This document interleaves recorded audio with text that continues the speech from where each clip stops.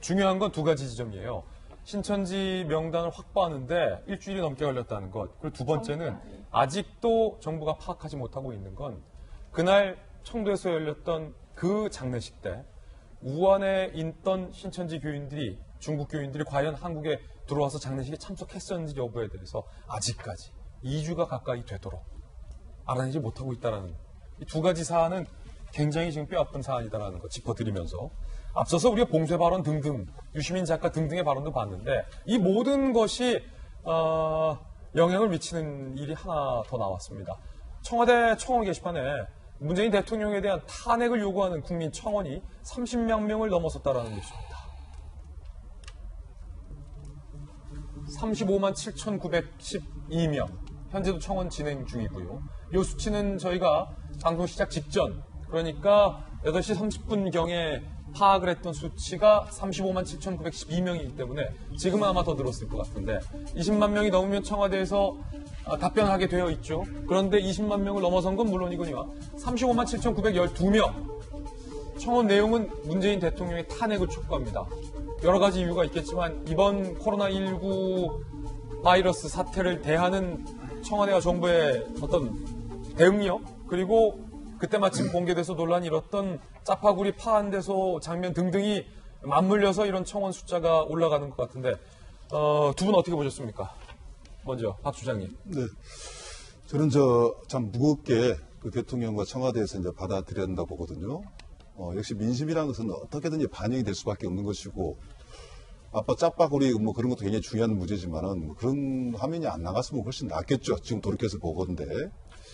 그럼에도 불구하고 지금 상황에서 대통령이 탄핵 촉구도 받지만 역시 대통령만이 이 문제를 해결할 수밖에 없다는 건 국민들은 알고 있습니다. 아직까지는. 그러기 위해서는 이제 두 가지 지점을 하나 말씀을 드리고 싶어요.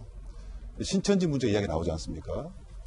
제일 처음에 신천지 문제가 나오니까 야당에서 어떻게 공격을 했냐면, 아니 정부가 자기 탓을 하지 않고 일개 종교 탓을 하냐 그랬단 말이죠. 거기서 주춤해 버렸어요.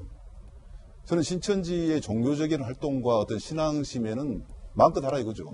그러나 지금 방역 과학적인 측면에서 볼 때는 이미 누구든지 인정하고 있는 게 아니겠습니까? 신천지 아마 신자들도 다 말을 못해서 그런지 가장 두려워하고 겁이 날 거예요. 그러면 이건 가차없이 이것은 뭐 여야 정쟁의 문제가 아니고 우리 국민들을 위해서 신천지를 좀 약간은 특단의 조치가 필요하다라고 들어갔어야 된다. 그러다 보니까 이재명 그 경기지사의 조치에 대해서 아마도 당사자 외에는 이것이 인권이라든가 모욕이라기보다는 시원하다라는 생각을 가졌을 거예요. 그리고 앞으로 대통령은 국민들이 다음에 탄핵을 촉구하고 있다, 30만이 넘어섰다 그러면 정말 무겁게 받아들이면서 모든 걸 혼자 해결할 수가 없습니다. 아까 뭐 중국 문제도 나왔지만 정말 앞으로 심각당이라는 것은 국제사회에서도 우리가 있는 이야기를 그대로 투명하게 보여줘야 되고, 그리고 지방자치와 관계예요.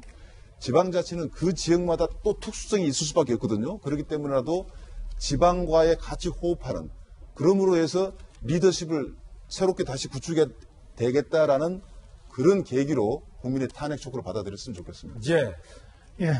대통령에 관한 탄핵 얘기가 정치권이 아닌 국민이 제기한 탄핵 얘기가 저렇게 나오고 있다. 청와대 게시판에. 35만을 넘었어요. 굉장히 좀 심각한 문제죠. 탄핵에 대해서 우리 국민 다들 아픈 기억들을 다 가지고 있잖아요. 그런데 그만큼 국민의 여론이 지금 그렇게 흘러가고 있다고 하는 것들을 아주 아프게 새겨야 될 대목이라고 생각합니다. 다시 한번 확인합니다. 국가의 가장 중요한 책무, 대통령의 가장 중요한 책무는 국민의 안전을 보장하는 것이고 국민의 생명을 지키는 겁니다. 거기에 대해서 아마 탄핵을 발의한 국민들이 대통령의 책임을 좀 묻고 있는 걸 거예요. 한 가지 좀 궁금한 점, 얘기 좀 드리고 싶으면요. 이만희 총재는 지금 어디 있을까요? 신천지가 이렇게 돼 있는데. 제가 그냥 옛날 기자 시절 가지고 기자 시절의 경험을 가지고 추론을 좀 해봤어요. 오늘 아침에 신문을 보니까 이만희 형이 급성폐렴으로 숨졌다고 어떤 기사가 났더라고요.